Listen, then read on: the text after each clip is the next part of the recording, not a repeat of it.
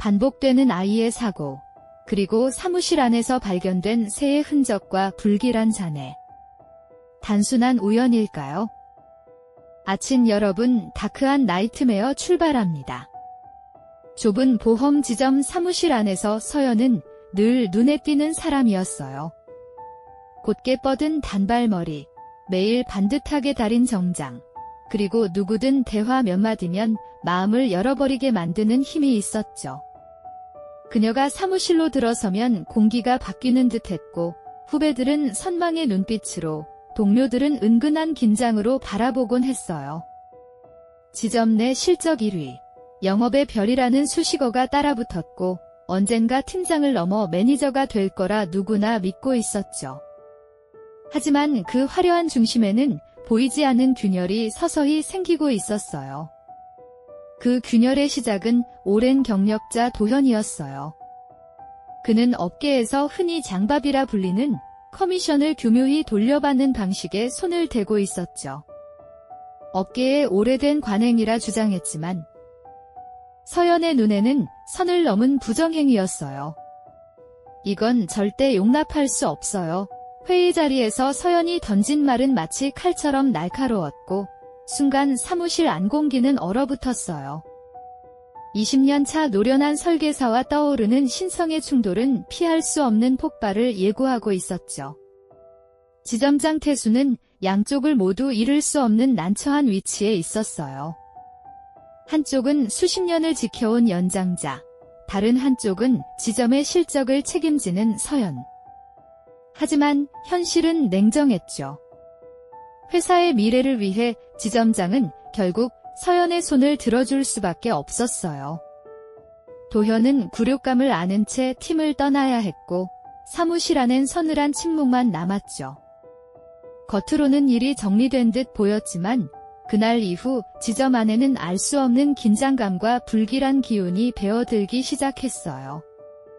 시간이 조금 흐른 뒤 서연은 알 수 없는 두통에 시달리기 시작했어요.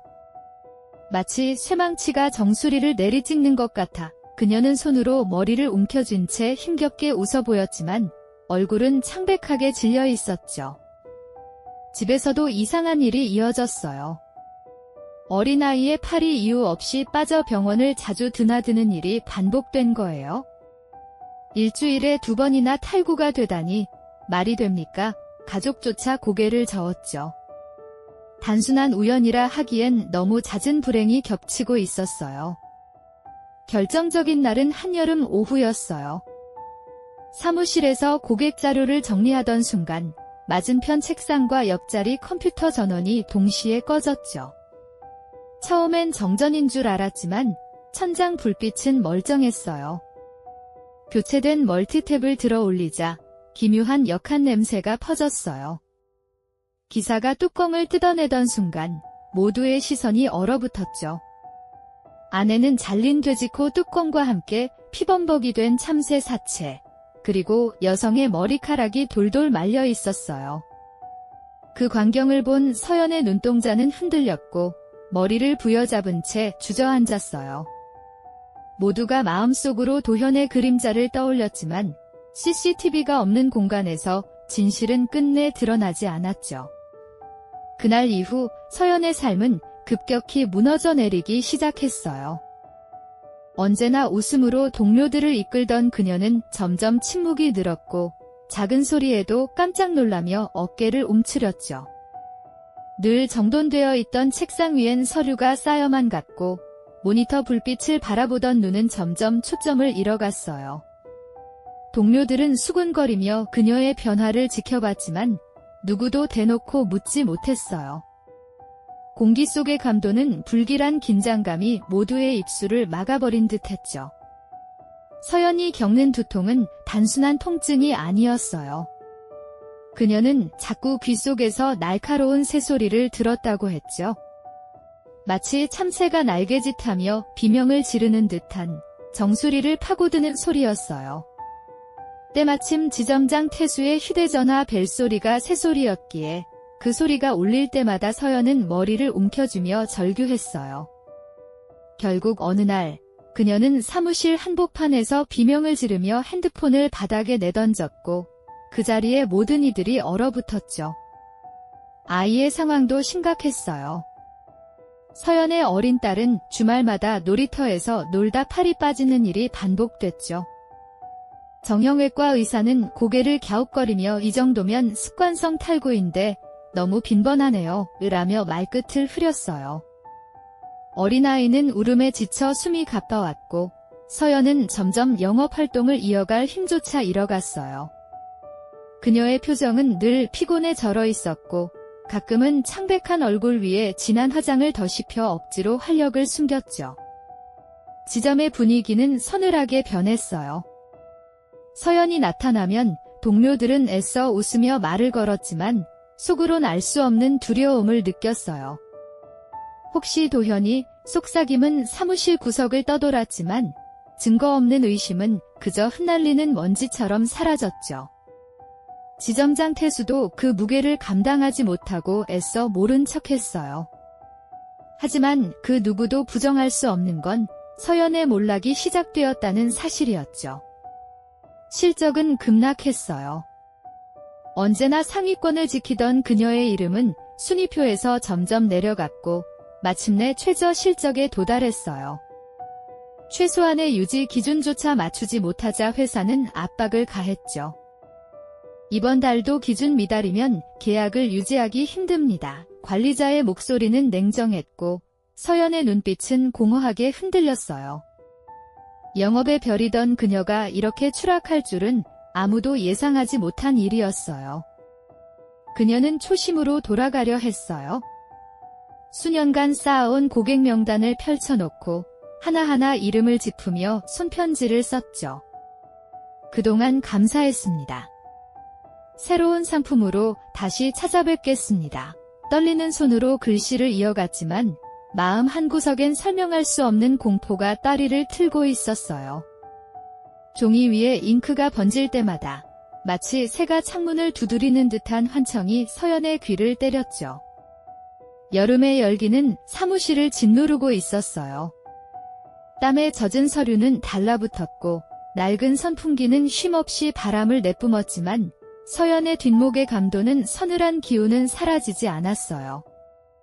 문득 창밖을 보니 전깃줄 위에 까맣게 앉은 참새들이 일제히 고개를 돌려 그녀를 바라보고 있었어요.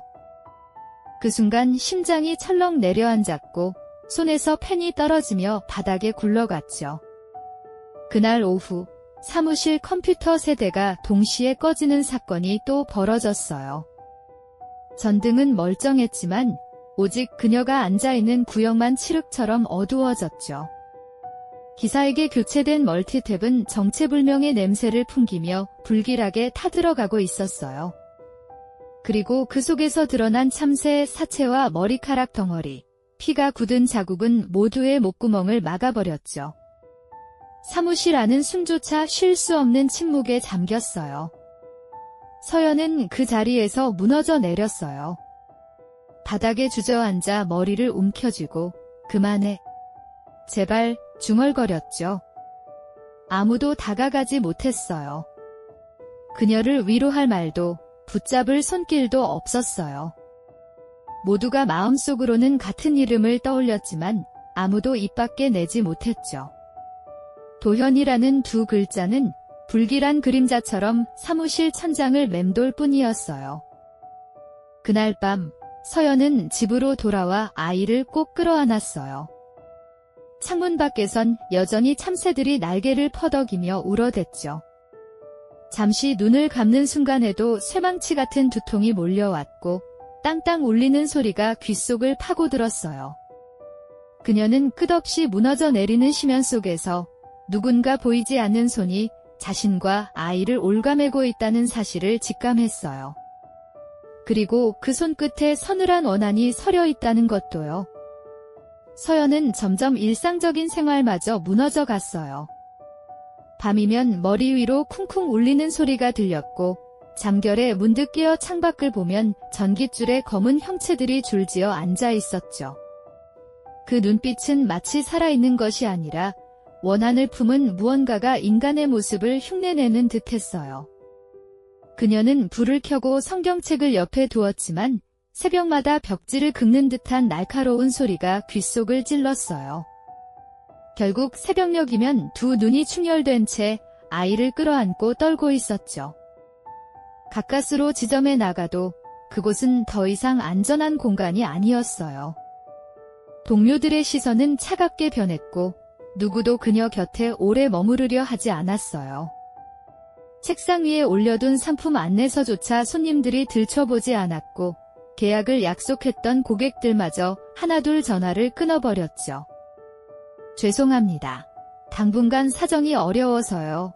목소리는 이해에 바르지만 서연의 가슴은 더 깊이 무너져 내렸어요.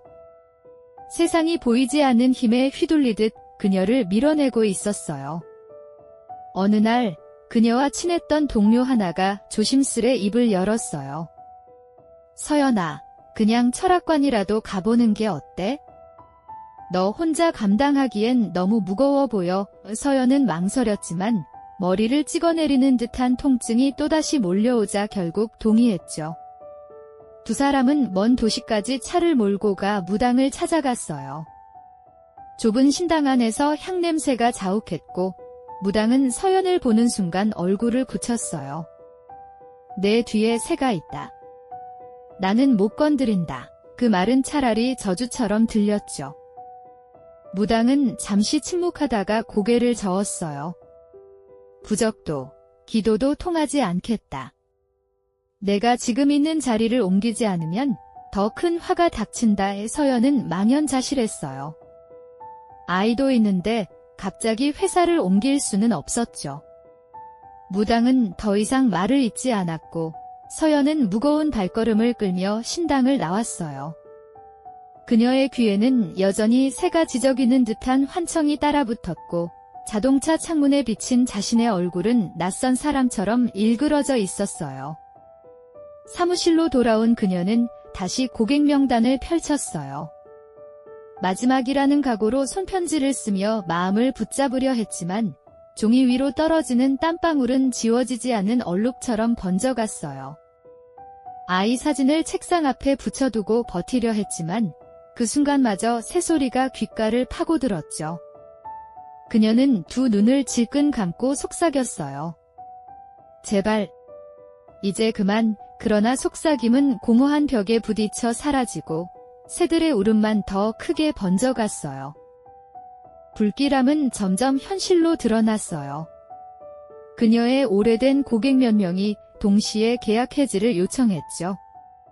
형편이 어려워서요. 죄송합니다. 기운은 달랐지만 결과는 같았어요. 회사는 이미 받은 커미션을 토해내라 요구했고 그녀는 사비를 털어 겨우 막아야 했죠. 빚은 눈덩이처럼 불어났고 수렁은 더욱 깊어졌어요.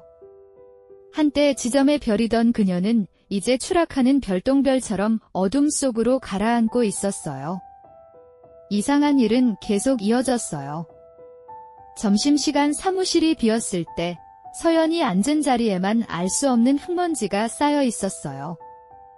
창문은 굳게 닫혀 있었고 청소도 매일 이루어졌는데 흙먼지는 참새 깃털과 뒤엉켜 묘한 흔적을 남겼죠. 동료들이 그걸 보고 눈길을 피했어요. 혹시... 도현이 속삭임은 다시 고개를 들었지만 아무도 입 밖에 내지 않았어요. 모두가 그 이름을 떠올리면서도 두려움에 발목 잡혀 침묵을 택했죠. 서연은 밤마다 아이를 끌어안고 울었어요. 아이는 이유 없는 열에 시달렸고 작은 팔은 멍자국이 번져 있었어요. 병원에서는 특별한 원인을 찾지 못했어요. 그녀는 점점 스스로를 탓했죠. 내가 잘못한 걸까? 내가 그때 그렇게 나서지 말았어야 했을까? 하지만 이미 모든 건 늦어버렸어요. 원망과 공포, 그리고 설명할 수 없는 힘이 그녀를 조여오고 있었어요. 어느 늦은 밤, 사무실 불이 모두 꺼진 뒤 서연 혼자 남아 고객 자료를 정리하던 순간이었어요. 창밖에서 날갯짓 소리가 들렸고 어둠 속에서 작은 그림자가 날아와 유리창을 세차게 두드렸죠. 그녀는 비명을 지르며 의자에서 넘어졌고 바닥에 흩어진 서류 사이로 참새 깃털이 파고들었어요. 불빛 하나 없는 사무실에서 그녀는 그저 몸을 떨며 눈을 감을 수밖에 없었어요. 결국 서연은 사라져 갔어요. 더 이상 지점에서 볼 수 없었고 동료들은 그녀의 빈자리를 두려움과 안도 사이에서 바라봤죠. 공식적으로는 건강 악화로 인한 퇴사라 전해졌지만 모두가 알고 있었어요. 그녀의 몰락 뒤에는 눈에 보이지 않는 손길이 있었음을. 새소리와 함께 사라진 그녀의 자리는 끝내 누구도 차지하지 못했어요. 그 자리는 여전히 차갑고 끝없는 어둠이 깃든 채 남아있었죠. 시간은 흘렀지만 서연의 이야기는 지점 안에서 금기처럼 남아있었어요. 누구도 직접 입에 올리지 않았지만 빈 의자를 스쳐 지나갈 때마다 서늘한 바람이 등을 타고 흐르는 기분을 지울 수 없었죠. 한때 모두가 부러워하던 성공의 상징은 그렇게 흔적도 없이 사라졌고 남은 건 불길한 기억과 두려움뿐이었어요. 사람들은 속으로 다짐했어요. 그날 그 일에 대해선 절대 말하지 말자. 하지만 밤이 깊어질수록 창문 밖 어둠 속에서 새가 지저귀는 듯한 환청이 다시 들려왔고 그 소리는 오래도록 누군가의 귓가에 스며들었죠. 오늘의 다크한 나이트메어는 여기까지입니다. 끝까지 청취해주셔서 감사합니다. 구독과 좋아요로 힘을 보태주시면 큰 응원이 될 거예요.